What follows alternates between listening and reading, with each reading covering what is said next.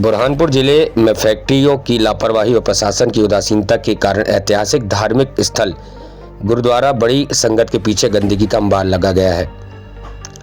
Factory से निकलने वाला दूषित पानी खेतों और धार्मिक स्थल व परिसर में घुस रहा है, जिससे पर्यावरण को भारी नुकसान हो रहा है।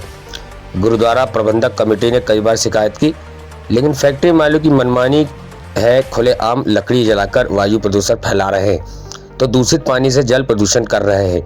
नियमों की ताक पर रखकर फैक्ट्री संचालित हो रही है, लेकिन प्रशासन आंख मूंद कर बैठा हुआ है।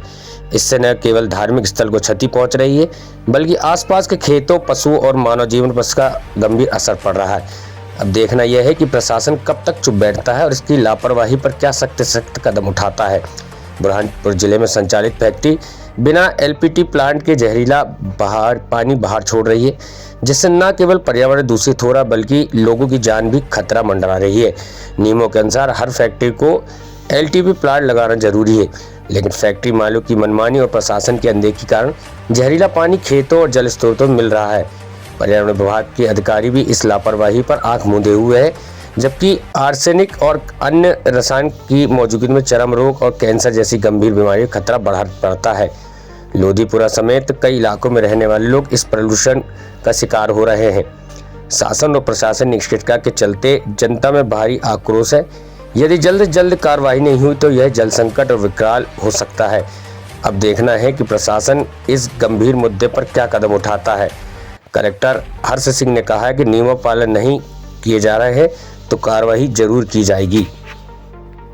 मुझे बताया कि जिस तरह से उद्योग नगर से जितना जो गंदा पानी गुरुद्वारे में घुस रहा है और खेतों में घुस रहा है, उससे क्या परेशानी और किन लोगों को किन बीमारियों का सामना करना पड़ रहा है। राजू जी, ऐसा है कि ये जो भी पानी निकासी हो रही है, ये पानी एक तरीके से जितने भी एसटीपी जो भी फैक्ट्रियों में लगे हैं उनको इसका उपयोग करके पानी को शुद्ध रूप से नालों में छोड़ा जाना चाहिए, और इनके द्वारा अशुद्ध पानी छोड़ा जाने करके जानवर और सारी जमीनों और वहाँ रहने वाले रहवासियों का बहुत ही ज़्यादा अति तक के नुकसान हो रहा है, जिसमें बहुत तरीके से चर्म रोग, उसके अलावा कैंसर जैसी बीमारियां बहुत बुरी तरह फैल रही हैं। और इनके द्वारा नाना प्रकार की चीज़ें इनके बॉयलरों में जलाई जाती हैं, जिससे दुनिया भर का धुआं आजू बाजू फैल रहा है, जिससे फेफड़ों की बीमारियों का बहुतायत पल रहा है।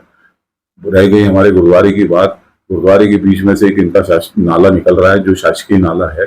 उस नाले के अंदर इतना गंदा पानी छोड़ा जाता है और जगह जगह पानी की इतनी जगह रोक लगाई जाती है कि वो पूरा पानी हमारे खेतों में आता है और वो खेतों में उत्पादित जितनी भी चीजें हैं सारी पूरी तरह दूषित हो जाती है। तो मेरा शासन से यही एक हाथ जोड़ के विनती है कि मेरे माननीय उद्योगपति लोगों को जो भी उनकी शासन द्वारा जो मानक है उनका उपयोग करने की निर्देश दिया जाए और हमारे क्षेत्र में शुद्ध और स्वच्छ वातावरण बना के हमारे रहवासियों पे थोड़ी बहुत शासन मेहरबानी करेगा तो सभी के लिए ही अच्छा होगा।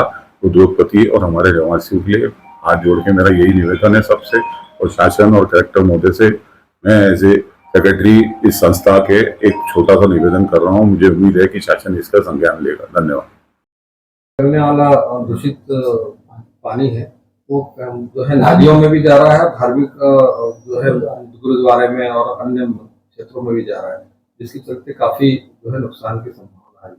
अब उसमें देखिए कि जो नियम है और प्रदूषण कंट्रोल बोर्ड की जो गाइडलाइन है उसके अनुसार पानी जो निकलता है उसको ट्रीट करके ही कहीं जाना चाहिए। अगर ऐसा हो रहा है तो हम लोग उसमें नोटिस जारी करेंगे। सर, इस पानी से कहीं जो खेतों में पानी जा रहा है उससे फसल भी बर्बाद हो रही है और वहाँ चर्म रोग जैसे जो है कहीं बड़ी बड़ी बीमारियां, तो इस पे रोक लगाएंगे हम लोग, नियम के तहत कार्रवाई करेंगे।